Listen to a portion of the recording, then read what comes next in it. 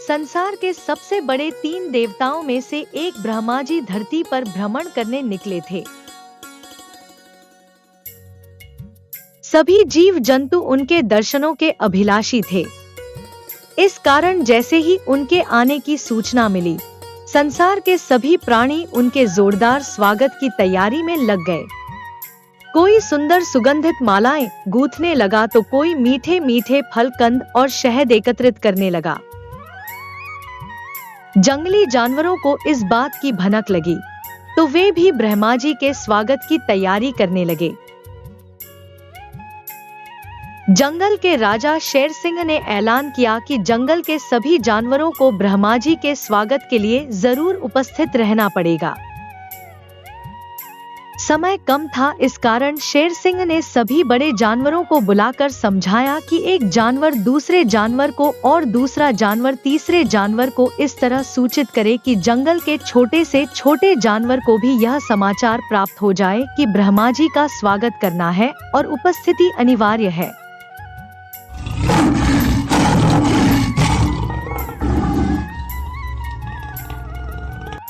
ब्रह्मा जी सुबह सुबह निकलने वाले थे, इसलिए शेर सिंह ने सबको प्रातः काल उपस्थित होकर उनका स्वागत करने की योजना तैयार कर ली थी।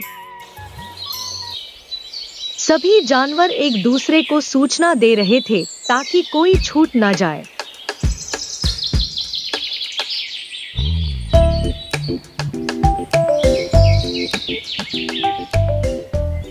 यथासमय ब्रह्मा जी अपने रथ पर सवार होकर जंगल से गुजरे।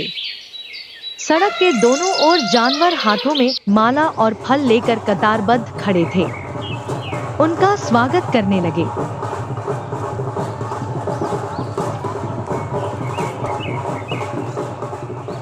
इस तरह रंगारंग और भव्य स्वागत होता देखकर ब्रह्मा जी गदगद हो गए। जंगल में मंगल ही मंगल हो रहा था। उन्हें फूलों की मालाओं से लाद दिया गया था। खुशी के मारे वे मालाएं उतार उतार कर जानवरों के बच्चों की ओर फेंकने लगे। अचानक उन्होंने वनराज से पूछा कि राजा साहब, सभी जानवर तो यहाँ दिखाई पड़ रहे हैं, परंतु मुर्गा भाई और कौवा राम नहीं दिख रहे। शेर सिंह ने देखा कि मुर्गा और कौवा सच में गायब थे। ब्रह्मा जी ने इसे अपना अपमान समझा और जोर से दहाड़े कि तुरंत दोनों को मेरे सामने हाजिर किया जाए। डर के मारे शेर सिंह की घिघी बंध गई। वह डर गया कि कहीं ब्रह्मा जी उससे राजपाट न छीन ले। आनन फानन में हाथी को भेजकर कौवे और मुर्गे को बुलाकर ब्रह्मा जी के सामने पेश कर दिया गया। ब्रह्मा जी ने दोनों को क्रोधित आंखों से देखा और प्रश्न किया,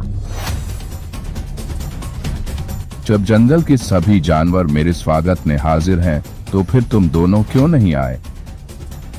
मुर्गा बोला, नहीं आए तो नहीं आए, मेरी मर्जी। तुम कौन होते हो पूछने वाले? सुबह नींद ही नहीं खुली। कौवा बोला, आप कौन है? कहां से आए हैं? मैं क्यों आपका स्वागत करूं? इतना अपमान सुनकर ब्रह्मा जी गुस्से से लाल पीले हो गए। उन्होंने एक मंत्र फूंका और कौआराम और मुर्गा भाई जहां खड़े थे वहीं खड़े रह गए। हाथ पैर वहीं जम गए। हिलना डुलना बंद हो गया।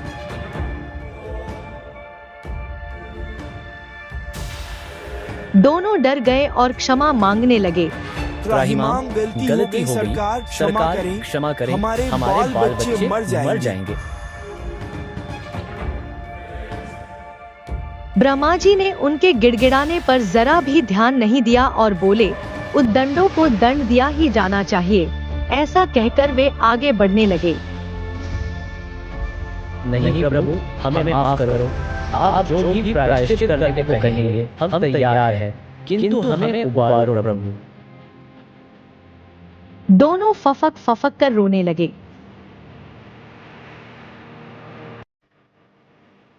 ब्रह्मा जी ने कुछ सोचा और दया भरी आंखों से उन दोनों को देखते हुए बोले, ठीक है, आज से तुम सुबह 4 बजे उठकर संसार के सभी प्राणियों को सूचित करोगे कि भोर हो गई है।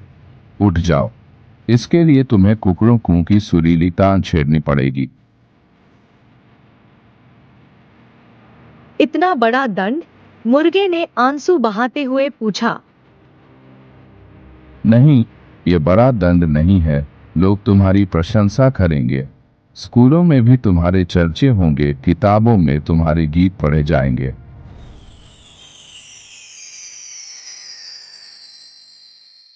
जो आज्ञा भगवान।